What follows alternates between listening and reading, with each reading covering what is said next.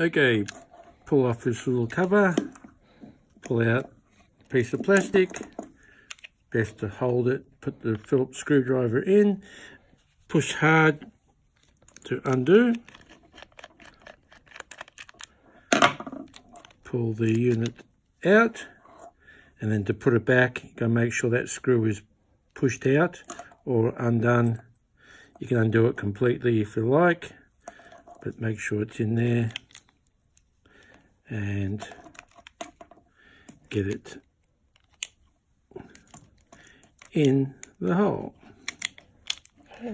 And then screw it back in.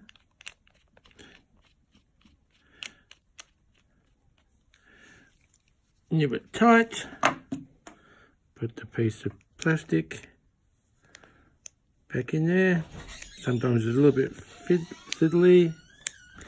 And then slide the rubber seal back on. All done.